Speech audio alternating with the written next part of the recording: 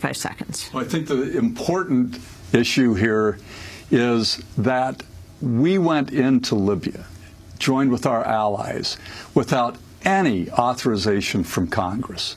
This is the real long-term question that ought to be addressed is, do we allow one person to act as a dictator and determine whether our country goes to war, or do we, in compliance with the War Powers Clause of the United States Constitution, seek a determination from Congress that there is reason for our country to engage in acts of war? And this is an ongoing problem with the drone attacks, creating more hatred, more hostility toward the United States and sovereign nations.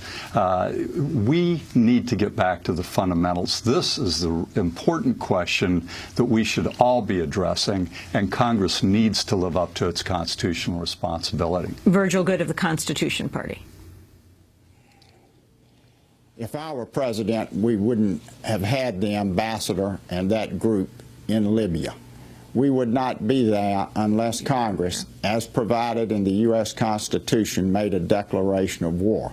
We would not be dictated and suggested to by the United Nations and other countries of the world. We need to follow the constitutional process. The constitutional process would be for Congress to make a declaration. So if I'd have been president, the incident would never have happened, and you wouldn't be in an argument of how much the State Department knew and when and whether they provided sufficient security. If they weren't there, they wouldn't have been killed. And Dr. Jill Stein of the Green Party. The tragedy in Libya, I think, is a very good case in point that really shows how this get tough international policy has really been extremely unproductive, has really produced the opposite effect of what was intended.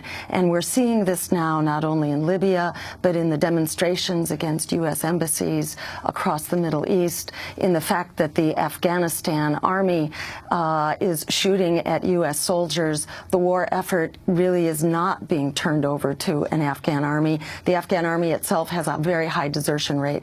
We need a foreign policy based not on tough guy militarism, but on international law and respect for human rights, not on wars for oil.